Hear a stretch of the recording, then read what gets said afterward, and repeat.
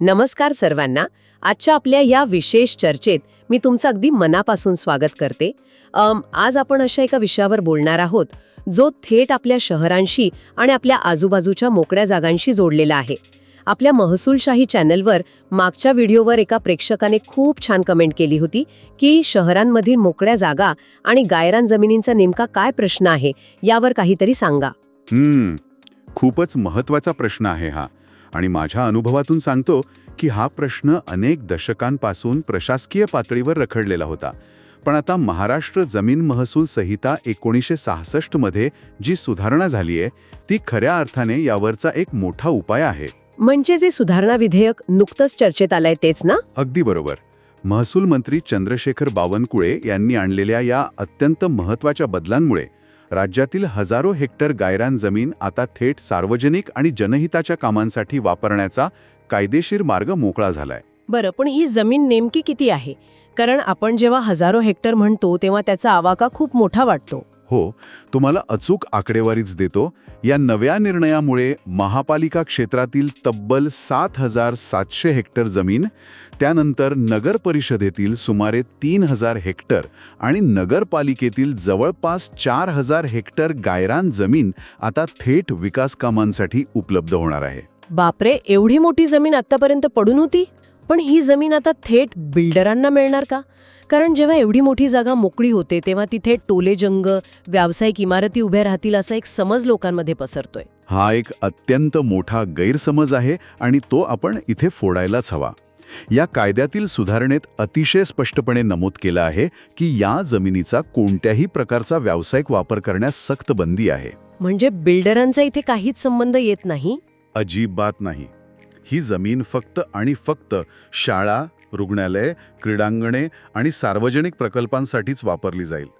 आणि सर्वात महत्त्वाचा मुद्दा म्हणजे या जमिनीची मालकी कोणत्याही खाजगी संस्थेकडे जाणार नाही, ती कायमस्वरूपी राज्य सरकारकडेच राहील. हा खूप मोठा गैरसमज होता जो तुम्ही आज दूर केलात. प्रेक्षकांनो, तुमच्या गावात अशी मोकळ्या जागांची किंवा गायरान जमिनीची समस्या आहे का? तुमची समस्या कमेंटमध्ये नक्की लिहा. आणि हो, असेच कायदेशीर बारक्यावे सोप्या भाषेत समजून घेण्यासाठी आपल्या महसूलशाही चॅनलला आत्ताच सबस्क्राईब करा. अगदी बरोबर. आता या प्रक्रियेतला एक किस्सा पाहूया, म्हणजे लोकांना जास्त स्पष्ट होईल. हो, नक्कीच सांगा. पूर्वी समजा एखाद्या नगरपालिकेला शहरात नवं सार्वजनिक रुग्णालय बांधायचं असेल, पण शहरात जागा शिल्लक नसेल, तिथे शहराबाहेर गायरान जमीन असायची, पण जुन्या जाचक अटींमुळे ती वापरता येत नव्हती. त्यामुळे चांगले सार्वजनिक प्रकल्प वर्षानुवर्ष रखडायचे. पण आता या नवीन नियमांनुसार स्थानिक स्वराज्य संस्थांसाठी एक अतिशय स्पष्ट प्रक्रिया तयार करण्यात आली आहे. म्हणजे जशी आपण एखादी चेकलिस्ट वापरतो तशी काही स्टेप बाय स्टेप पद्धत आहे का यासाठी? हो, सविस्तर बघूया. पहिली स्टेप म्हणजे सार्वत्रिक गरज काय आहे ती निश्चित करा. दुसरी स्टेप, शासनाची रीतसरणी कायदेशीर परवानगी घ्या. तिसरी आणि अत्यंत महत्त्वाची स्टेप म्हणजे 7-12 उतार्यावर या जमिनीचा मालकी हक्क राज्य सरकारकडेच राहील याची स्पष्ट नोंद घ्या. आणि चौथी स्टेप, कोणत्याही परिस्थितीत याचा व्यावसायिक वापर टाळा. हे लक्षात ठेवा, म्हणजे पुढे अडचण येणार नाही. हो, पण माझा एक प्रश्न आहे. हे सगळं प्रशासकीय पातळीवर ठीक आहे, पण यातून सामान्य माणसाला नेमका काय फायदा होणार?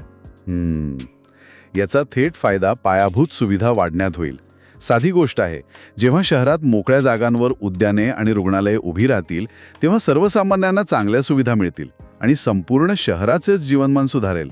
क्या बात है. ही टिप ऐकल्यानंतर तुम्ही तुमच्या परिसरातील नव्याने उभ्या राहणाऱ्या प्रकल्पांबाबत माहिती घेणार का? कॉमेंट सेक्शनमध्ये सांगा. आणि यासाठी महसूलशाही चॅनल नेहमीच तुमच्या सोबत आहे.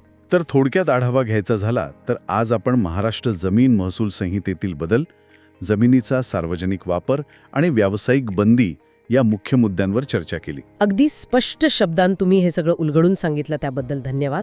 एक गोष्ट नेहमी लक्षात ठेवा, वाढत्या शहरांसाठी मोकळ्या जागा आणि सार्वजनिक सुविधा हा खऱ्या अर्थाने शहराचा श्वास असतो. आणि हा नवा कायदा तोच कोंडलेला श्वास आता मोकळा करत आहे, जेणेकरून आपली शहरे अधिक सुनियोजित बनतील. किती सुंदर विचार आहे हा. हा व्हिडिओ आपल्याला आवडला असेलच. असेच महसूल आणि इतर सर्व कायद्यांबाबत सोप्या भाषेत मार्गदर्शन तुम्हाला यापुढेही हवंय, मग आपला महसूलशाही यूट्यूब चॅनल तुमच्यासाठी आहे. चॅनलला आत्ताच सबस्क्राईब करा. आणि हो, खाली दिलेल्या लिंकवरून आपल्या व्हॉट्सॲप व टेलिग्राम ग्रुपमध्ये नक्की सामील व्हा. तसेच पुढच्या व्हिडिओसाठी तुम्हाला कोणता विषय पाहायला आवडेल तेही आम्हाला सुचवा.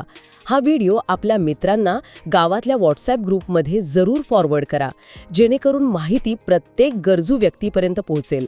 कारण आम्हाला विश्वास आहे की ज्ञान हे प्रत्येकाचा हक्क आहे. आज इथेच थांबूया. लवकरच भेटू पुढील भागात. धन्यवाद. जय महाराष्ट्र.